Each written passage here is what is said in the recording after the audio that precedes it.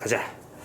자, 이제 오늘 마지막 어분 규정을 볼 텐데 이 챕터 자체를 1시간 컷으로 1시간도 아니지 한 50분 컷으로 마무리를 지을 예정이에요. 이번 챕터는 기본적으로 이제 여러분들 올해 수능 모의고사에 올해 수능 문제에서 그 마지막 어법 파트 문제 나 안 풀어봤잖아 또 문제가 이번에도 맞춤법 규정이었습니다. 그렇죠? 준말 관련된 그런 문제였는데 어쨌든 이번 챕터는 보통 적응형 문제가 될 가능성이 높아요. 무슨 소리냐면 지문 속에서 이거 가지고 내가 어떤 내용을 암기해가지고 무슨 문제를 풀어내고 이렇게 적응해 나가는 거라기보다는 주어진 보기의 내용을 제대로 읽고 그 보기에 나온 내용들을 토대로 거기에 적절한 이해, 적절하지 못한 이해들을 구분해내는 형태의 문제일 가능성이 높거든. 그래서 이 규정 항목들을 우리가 그렇다고 무슨 표준어 규정 이거 책 한 권이거든. 그 책 한 권을 통째로 복구할 수는 없는 거잖아. 그치? 그래서 좀 중심이 되고 좀 많이 나오는 것들이 여기 실려 있으니까 그 녀석들을 중심으로 우리가 뭘 읽어내야 되고 이게 무슨 말을 하는 건지 그런 것들을 한번 정리를 해볼 생각을 하고 있는데요. 자, 그래서 첫 번째 118페이지를 열어보면 한글 맞춤법이라고 쓰여 있죠. 자, 한글 맞춤법 규정에서 여러분들이 이 내용은 실은 고등학교 1학년 1학기 때 시험 봤던 내용입니다. 이거 기억나시는지 모르겠는데 우리말은 표준어를 어떻게 한다? 소리 나는 대로 적는 것을 기본으로 원칙으로 하는데 또 동시에 어법에 맞도록이라는 표현도 여기 들어가 있죠. 소리대로 적되 어법에 맞도록 함을 원칙으로 한다는 이 두 개의 규정이 있어요. 근데 이때 소리대로 한다는 건 여러분들이 알고 있는 개념으로는 이렇게 바꿔야 되죠. 표음주의적 표기법이라고요. 무슨 소리죠? 그냥 소리대로 표기한다는 얘기입니다. 근데 반대로 어법에 하도록 한다는 얘기는 표의주의적 표기법이라고 하죠. 원래 뜻을 살려낸다는 얘기야. 그러니까 예를 들어 우리가 바람이라는 단어가 있어. 그러면 이 바람은 어느 상황에서 그때 바람이라고 불리고 우리는 그 바람이 발음되는 대로 실제로 표기를 하잖아. 그래서 이 녀석은 발음과 표기가 일치하니까 이가 일치지. 일치하니까 표음주의적 표기법이라고 부른다는 거야. 이해됐어? 그런데 꽃이라는 녀석을 보자. 근데 이 녀석은 뒤쪽에 조사가 어떤 것이 붙느냐에 따라서 꽃이, 꽃도, 꽃만 이런 식으로 봤을 때 이때 이 치읓 받침이요. 상황에 따라서 여기서는 치읓으로 나지만 여기서는 디귿으로 발음되고요. 꽃도니까요. 여기서는 꽃만이니까 니은으로 발음되는 거 보이시죠? 이렇게 상황에 따라 형태소의 원형이 막 바뀌는 것처럼 보일 겁니다. 근데 이런 경우는 의사소통의 원활함을 오히려 방해하는 요소가 되겠죠? 왜냐? 쓰는 사람의 입장에서는 발음대로 쓰면 되게 편하니까 쓰면 되는데 읽는 사람이 뜻을 이해하기 어렵거든. 그래서 읽는 사람을 고려해서 의사소통이 원활하게 될 수 있도록 즉 이건 뭐예요? 불일치죠? 발음과 표기가 일치하지 않는 경우가 있을 때는 이럴 때는 일치하지 않는 것을 오히려 표의주의로 표기한다. 이렇게 개념을 잡고 일단 시작하실 거. 오케이? 한글 맞춤법의 기본은 표음주의냐 표기주의냐를 구분하는 문제다 라고 생각하실 거. 됐니? 그리고 그 항목 외에도 추가적으로 띄어쓰기라는 항목이 있는데 이 띄어쓰기야말로 여러분들이 내신 때는 굉장히 많이 괴로웠었잖아. 문제 그렇게 풀었던 거 기억나? 그죠? 이거 띄어야 돼 말아야 돼. 그래서 선생님 뭐 이게 내신 수업이면은 띄어쓰기 몇 가지 룰로 좀 알려드릴 텐데 현실적으로 수능에서 이걸 띄어써야 되냐 말아야 되냐 그런 식으로 묻지는 않으니까 그냥 적용만 하는 걸로 그런 게 있다라는 것만 언급하는 식으로도 하고 넘어가도록 하겠습니다. 오케이? 뭐 띄어쓰기는 기본적으로 원칙은 그거잖아. 각 단어를 띄어쓰되 조사를 붙였습니다.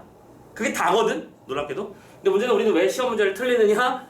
이게 조사였어요? 이러면서 틀리는 거니까 그런 예문들을 몇 가지 겪어봐야 돼 원래는. 자, 뭐 어쨌든 간에 그래서 실제로 우리가 선생님이 제일 봐야 된다고 생각하는 부분은 이 120페이지 이 부분이야. 120페이지를 열어보시면 실제로 여러 가지 주요 규정들이 있지, 그치? 이 규정들과 관련해서 우리가 이 정도는 꼭 알아둬야 된다는 몇 가지 핵심 룰들을 한번 확인해 보도록 합시다. 먼저 된소리가 나와 있는 5항을 보시면요. 이렇게 쓰여 있을 거야. 한 단어 안에서 뚜렷한 까닭 없이 나는 된소리는 다음 문제 첫 소리를 그냥 된소리를 적는다 라고 돼 있지. 자, 여기서 우리가 꼭 기억해야 될 말이 하나 있어요. 뚜렷한 까닭이라는 말이야. 자, 예문을 한번 써볼게요. 얘들아, 우리가 국밥을 발음할 때는 이 발음이 뭐라고? 국밥이죠. 그드브 뒤에 그드브스지 기억나죠? 그래서 이 녀석의 발음은 국밥이에요. 근데 우리가 실제로 표기할 때는 어떻게 하지? 국밥이라고 표기를 하지. 그럼 이건 발음과 표기가 일치하지 않는 거니까 표음주의야, 표의주의야? 표의주의야. 이해됐어? 오케이? 그런데 또 다른 예문 어깨 같은 단어가 있어. 근데 이 어깨는 원래는 어깨로부터 온 말일 거라고 예상할 수 있어. 왜냐하면 깨, 즉 된 소리는 특정한 조건에서 일어나는 건데 얘는 조건이 없는데도 갑자기 등장했으니까. 이해됐어? 근데 얘는 조건을 판단할 수가 없는 거야. 도대체 왜지? 그러면 이 녀석은 아마도 사람들이 오랜 시간에 바르면 습관상에서 그냥 좀 더 경험화되었겠구나라고 판단할 수 있는 거고, 이 녀석은 우리가 이유를 말할 수가 없으니까 그냥 어떻게 발음대로 똑같이 써버리고 있죠. 이게 아니라요. 됐죠? 그럼 이건 무슨 주의적으로 표기한 거야? 표음주의적으로 표기한 거네. 이해됐죠? 정리. 뚜렷한 까닭이 있으면 표의주의자가 되는 거고, 뚜렷한 까닭이 없으면 표음주의가 되는 건데, 그럼 이때 이 뚜렷한 까닭이라는 말은 우리가 뭐로 이해할 수도 있는 것이냐? 우리가 알고 있는 음운 변동의 규칙들을 말하는 거다라고 이해하면 간단하지. 오케이? 우리는 된소리 대기라고 하는 규칙을 알고 있어. 그리고 그 규칙에 부합하는 녀석들은 표의주의로 쓰는 거야. 뚜렷한 까닭이 있으니까요. 무슨 말인지 이해했죠? 이렇게 문장 속에서 이 그 맞춤법 규정 속에서 뚜렷한 까닭 이런 식의 말들이 나오면 이걸 보고 아 이거 음운 변동 현상을 말하는 거구나 라고 이해하면 되는 거야. 이해됐나? 자, 그래서 두 모음 사이에서 된소리가 나는 경우 소쩍, 세, 어깨 이런 말들, 또 니은, 리을, 미음, 이응, 즉 울림소리 받침 뒤에서도 원래대로라면 그드브 같은 파열음 뒤에서 나와야 되는 거잖아, 된소리는. 근데 뭐 산뜻하다, 몽땅 같은 말들은 우리가 원인을 파악할 수 없음. 그러니까 이건 표음주의가 된다. 이런 식으로 이해하면 되는 거야. 그럼 당연히 이 녀석의 문제는 어떻게 되겠지? 이런 것과 비슷한 사례 중 다음 중 이런 것과 유사한 사례를 볼 수 없는 것. 뭐 이런 식의 문제가 되겠죠. 그럼 우리가 할 일은 뭔데? 첫 번째, 모음과 모음 사이에 된소리가 있는 건지 파악하는 거. 그럼 어떻게 판단하는 건데? 어와 에 사이에 깨가 있잖아. 이런 식으로 판단하는 거야. 그래서 우리가 항상 개념어가 중요하다고 말하는 것이고요. 됐죠? 우리 그거 보고 있는 겁니다. 자, 두 번째, 두음 법칙 얘기도 살짝 나와 있네요. 그쵸? 두음 법칙의 경우에는 뭐 연연윤이 여여유이가 되고 랴려례류류리는 야여여유이가 되고 이런 말들이 있는데, 선생님은 또 두 번째로 여기서 좀 신경 써야 될 단어는 오히려 다만 이런 항목이라고 생각해요. 우리가 참고로 두음 법칙은 음운 변동 현상에서 정확하게 다루질 않았거든. 그런데 분명히 존재하는 음운 변동 현상이라서 여기서 다시 한번 다뤄지고 있는 건데, 두음 법칙이 뭐 어려운 말은 아니잖아, 그치? 우리말의 말머리에 니은이나 리을이 오는 걸 꺼려. 그래서 이 니은은 이응으로 바꾸고 리을은 니은으로 바꾸는 식이 두음 법칙인 거잖아, 그치? 그런데 이 다만항을 보시면 여기 보시면 한 모음이나 니은 뒤에 있는 봐봐, 모음이나 또는 니은 뒤에 나오는 열이 아니지? 멸은 그리고 률은 뭘로 바꿔 적어? 율로 바꿔 적는다는 이런 예외항들, 이런 것들이 이제 시험에서 우리를 많이 괴롭히는 녀석들이야. 그러니까 요거에 따르자면 봐봐, 확률의 경우에는 확률이 맞는 거야, 확률이 맞는 거야? 확률이 맞는 거야. 오케이? 됐어? 그런데 출산율 같은 경우에는 출산율이 맞아? 출산율이 맞아? 출산율이 맞는 거지. 왠지 알겠지? 왜? 앞에 받침에 니은 받침으로 이었으니까 니은 뒤에 멸률이니까 이렇게 적용사라라는 거야. 오케이? 자, 적용해 주시고요. 자, 다음 두 번째, 형태에 관한 것에서 첫 번째로 보면은 어감과 어미라는 항목이 있을 거야. 보이니? 자, 어감과 어미에서 기본적으로 이런 말이 나와 있을 거야. 본 뜻이 유지되는 경우라는 말이 나와 있을 거야. 이 말도 잘 기억해. 그래서 본 뜻이 유지되는 경우인지 여부에 따라서 본 뜻이 유지되면 원형을 밝혀졌고, 그러니까 뭐가 되는 거야? 표의가 되는 거야. 반대로 본 뜻이 유지되지 않으면 뭐가 되는 거야? 표음이 되는 거야. 이해가 됐지? 자, 예문 싸움을 해보자. 늘다라는 말과 지다라는 말을 합쳐서 늘어지다라는 말을 썼어요. 이때 늘다라는 말과 지다라는 말의 원래 의미가 다 살아있는가? 큰 문제 없듯이 살아있거든. 그 뜻 자체가 사라진 건 아니거든. 오케이? 그러니까 이 녀석은 늘어지다가 맞는 거야. 그런데 쓸다 플러스 지다 라는 말을 우리는 쓰러지다라고 써야 되냐, 쓰러지다라고 써야 되냐. 쓰러지다는 뭔가 넘어져서 이렇게 쿵 한 거잖아. 근데 그게 쓸다의 의미를 담고 있니? 즉 쓸다의 의미가 사라져버렸지. 됐어? 그러면 어느 경우에 어떻게 쓰는 게 맞다? 또 뒤에 게 맞는 거겠지. 이런 식으로 보내주는 거야. 오케이? 여러분들은 참고로 요거 관련해서는 고등학교 1학년 때 놀음과 노름이 그래서 왜 다르게 표기되는지도 공부했을 거야. 그치? 앞에 있는 건 왜 놀음이라고 적는 거야? 플레이, 놀다의 의미가 살아있으니까. 근데 뒤에는 노름은 얘도 똑같이 놀다 플러스 음이지만 이거는 이 녀석은 더 이상 순서 플레이가 아니라 도박이라는 의미로 변질돼 버렸지. 그래서 이 녀석은 노름이 맞는 거잖아. 그쵸? 그런 얘기가 여기도 똑같이 포함되어 있는 거야. 본 뜻이 유지되는지 여부에 따라서 표의와 표현이 갈린다. 봐봐, 맨 앞에 봤던 요거 가지고 여기선 이렇게 적용되고 저기서 저렇게 적용되고 이런 것들을 따지는 거잖아. 자, 두 번째, 전미사가 붙어서 된 말 부분은 선생님이 이거 말은 좀 바꿔서 써드릴게요. 이렇게 써드리겠습니다. 생산성이 있는 두 개의 접사가 있거든, 현대국어에서. 여기서 생산성이 있다는 얘기는 지금도 활발하게 새로운 파생어를 만드는 경우들이야. 뭐뭐가 있냐면 명사, 파생, 접사인 뭐뭐 미음과 뭐뭐기, 음기. 아 잠깐만, 음기가 아니지. 이나 미음이지. 미안. 길이 넓으니까. 두 번째, 부사, 파생, 접사인 이나 키가 있어요. 요 네 가지는 현재 지금도 새로운 단어를 만들 때 아주 적극적으로 쓰이는 접사입니다. 길다가 있는데 이 길다를 길이라고 바꿀 써. 그치? 참고로 이때 길이는 명사도 있고 부사도 있죠. 맞나요? 길이가 길다 할 때 길이는 명사입니다. 조사가 붙었죠? 근데 너의 옆적 길이 빛나래 할 때 길이는 부사죠. 빛나다를 수식했으니까요. 이렇게 여러 단어를 만들 수 있어. 이것만 되는 거야? 아니잖아. 높다, 높이. 멀다, 멀리. 뭐 다 되잖아. 지금도 능수능란하게 만들어지고 있죠. 그래서 이렇게 생산성 있는 접사들의 경우에는 무슨 주의적 표기법으로 쓴다? 표의주의적 표기법으로 쓴다. 이게 중요한 거야. 오케이? 지금 우리는 길이를 발음은 길이지만 길이라고 적고 있잖아. 맞나? 그런 거야. 그러면 선생님 생산성이 없는 접사도 있나요? 그렇죠. 지금은 활발하게 그 기능성을 발휘하지 못하는 몇 가지 접사들이 있어. 대표적으로 맞다에다가 음을 붙이면 뭐가 되죠?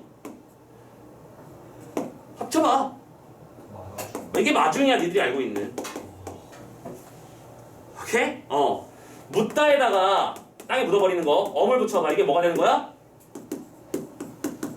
무덤이 되는 거야. 막다에다가 L을 붙여봐. 이게 뭐가 되는 거야? 마개가 되잖아. 근데 우리는 이걸 맞응이라고 쓰지 않고 마중이라고 쓰고, 그치? 엄이라고 쓰지 않고 무덤이라고 써. 왜? 여기는 이 녀석들은 이제 그 기능을 많이 잃어버렸거든. 새롭게 뭔가를 하는 기능은 없어. 그래서 얘네들은 뭐가 되는 거야? 표음주의적 표기법이 되는구나 라는 걸 이해하시면 되는 거지. 그치? 항목 중심으로 각각의 챕터가 뭘 말하고 있는지 이해하시면 돼. 됐나? 그래서 명파적이나 부파적 이희가 붙으면 뭐가 된다? 표의주의적으로 쓴다. 하지만 그 밖에 나머지 접사들의 경우에는 표음주의적으로 쓴다. 이렇게 이해하시면 되겠네. 그러면 여러분들 오뚜기가 맞겠어? 오뚜기가 맞겠어? 앞에 게 맞아? 뒤에 게 맞아? 앞에 게 맞겠지. 왜냐면 방금 배웠잖아. 오뚜기에다 이를 붙인 거잖아. 오케이? 그럼 이건 명사파생 접사일 테니까 이 녀석은 발음이 오뚜기지만 그래서 이건 브랜드 이름이지만 오뚜기지만 실제로 쓸 때는 이렇게 쓰는 게 맞겠지. 이해됐어? 이렇게 응용까지 해내고. 자, 계속 보고 있습니다. 다음, 합성어 및 접두사가 붙은 말이라고 되어 있는데 여기서 결론적으로 여기서 하고 싶은 개념은 사이소리 개념일 겁니다. 그리고 이 사이소리 챕터의 경우에는 선생님이 지난번에 의문 변정했었을 때 대략적으로 설명을 한번 해드렸어. 그쵸? 사이소리 유형은 세 가지가 있다. 뭐가 있다? 된 소리가 덧나거나 니은 소리가 덧나거나 니은 소리가 덧나는 경우들이 있어. 예를 들어 초 플러스 불일 때, 예를 들어 코 플러스 물일 때, 세 번째 나무 플러스 잎일 때 같은 경우를 생각해보면 실제로 발음은 어떻게 하지? 촛불, 그치? 콧물, 나뭇잎 이렇게 발음을 하죠. 근데 얘들은 어떻게 쓰고 있다 지금? 촛불, 콧물, 나뭇잎 발음과 표기가 일치하지 않고 있죠? 사이소리 현상들이라서 그런 겁니다. 다만 사이소리 같은 경우에는 참고로 여기서는 사이시옷이 있는데 사이시옷 혹은 사이소리 이런 경우에는 조건을 좀 잘 보는 게 중요해요. 자, 이건 사이소리 개념 있잖아. 지금 보면 이 녀석들이 전부 다 요 녀석들을 보면 사이에 시옷이 첨가되는 일들이 벌어지고 있는 거야. 그치? 이걸 적느냐 여부를 따지는 거는 사이시옷의 개념인데 사이시옷은 조건이 있어. 이 정도는 안 가도 되고 시험에 잘 나오는 개념이니까 바로 어느 한쪽이 반드시 고유어여야 해. 그게 일단 첫 번째 조건이야.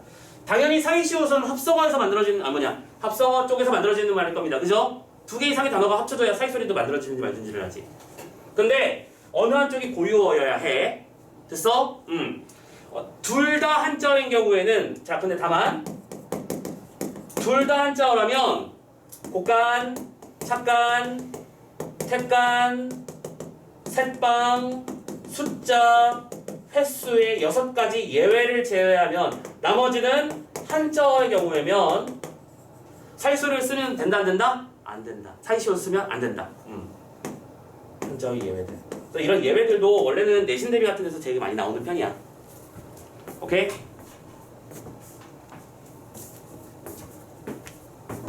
그러니까 이런 거야. 거기서 남은 예문이 뭐가 있을까, 그치? 그 예문 다 써놨네. 첨부를 선생님이 비슷한 거 써놨네 여기도, 그치? 이런 예문들이 있고, 다만 어느 한쪽이 고유어야 된다고 썼죠. 초 불에서 불이 고유어, 코에서 불에서 고유어, 나무 잎도 전부 다 고유어잖아, 그치? 근데 곧간은 고 플러스 간이거든. 고가 창고할 때 그 고자고 간은 사이 공간을 말하는 거잖아. 그래서 창고로 쓰는 공간은 고간이라고 하는데 그게 아니라 곧간이라고 쓰는 게 맞다. 이해됐죠? 이렇게 생각하면 되는 겁니다. 참고로 여기서 이제 우리 이런 거지. 초점이 맞냐 이런 문제가 나오는 거야. 그러니까 예상해봐. 초점이 맞아. 요게 맞는 거지. 이해됐지? 왠지 얘기했어? 초점은 둘 다 한자니까. 그러면 초점으로 발음을 하더라도 실제로 쓰는 건 초점으로 쓰는 거야. 됐죠? 이런 식의 예문들이 있고요. 자, 마지막으로는 여기다 쓸게요. 준말이라는 항목이 보이는군요. 참고로 이 준말의 항목 같은 경우에는 보통 이런 말을 많이 써. 준대로 적는다. 이 준말 항목이 올해 수능 문제에 나왔던 그 보기 예문입니다. 풀만할 거예요. 생각보다 어렵진 않을 거예요. 자, 그런데 여기서 선생님이 팁 하나를 좀 추가해 드릴게요. 이 챕터는 준말 같은 경우에는 이렇게 쏘다 플러스 이 플러스 어처럼 이 가운데 있는 녀석이 앞에 붙을 수도 있고 뒤에 붙을 수도 있는 케이스들이 있어. 오케이? 우리는 쏘이어라고 안 하고 이걸 어떻게 하느냐? 앞에 붙이면 벌에 쇠어서, 그치? 아니면 뒤에 붙이면 벌에 쏘여서라고 하는 건 맞는 거잖아. 그렇지? 어느 한쪽에도 갖다 붙이면 돼. 그런데 문제는 이거는 안 된다는 얘기겠지. 왜? 두 번 붙일 이유는 없는 거잖아. 한쪽으로 붙였으면 된 거지. 자, 이렇게 준말 챕터까지 이런 현상들이 대표적으로 시험 문제화의 요소들로 등장한다라는 걸 한번 쭉 보여드렸습니다. 됐죠? 자, 그런 항목들이 있었고, 참고로 그 뒤로 넘어가면 이제 표준어 규정도 있을 거야. 참고로 이 표준어 규정 같은 경우에는 자, 페이지 124페이지야.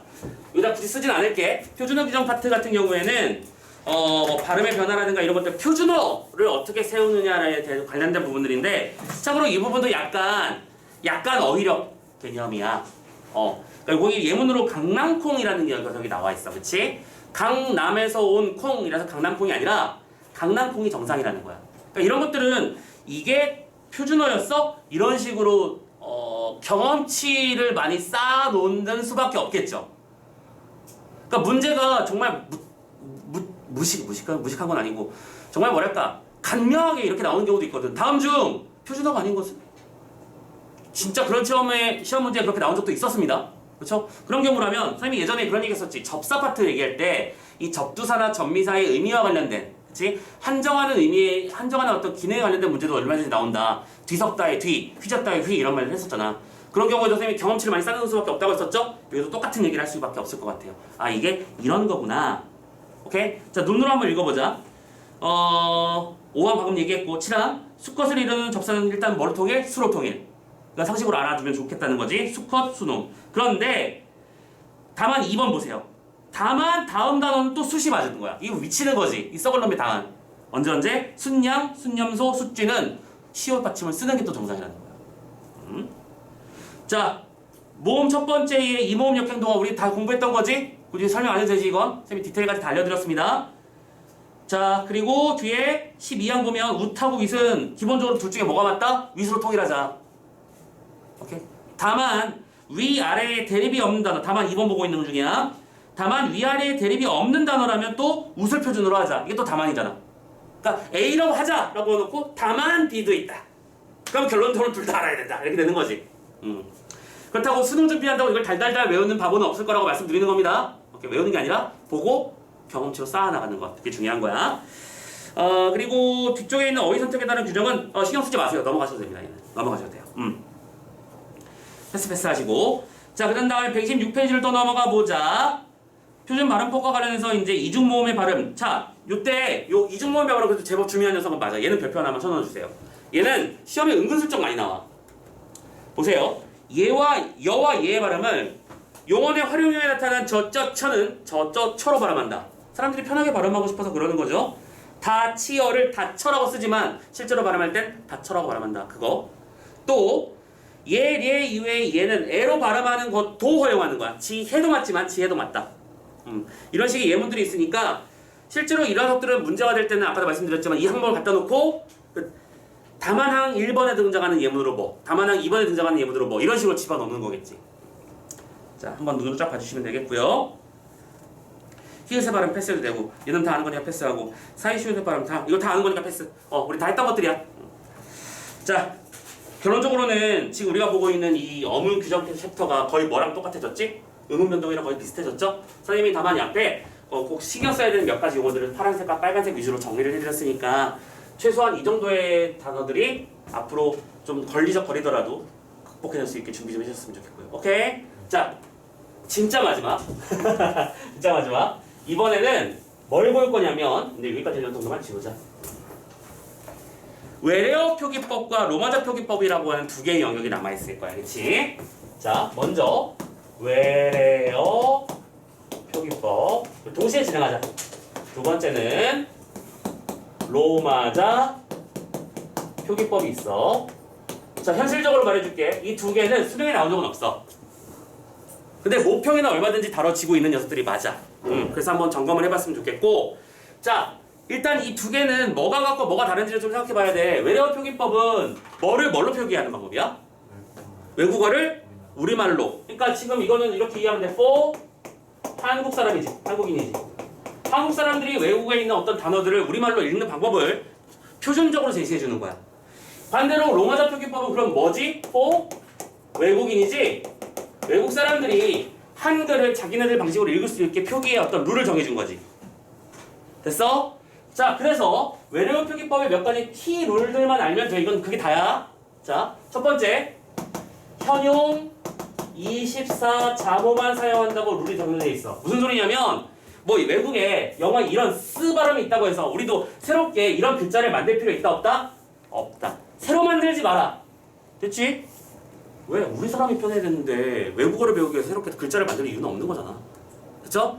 두 번째, 1음운 1기호를 원칙으로 하자. 무슨 소리냐면 이런 거야.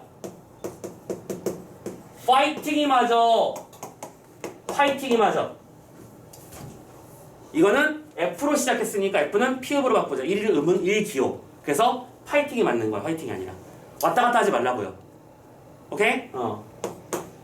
요렇게 하나당 하나로 고정을 시키라. 세 번째, 이건 특이하죠?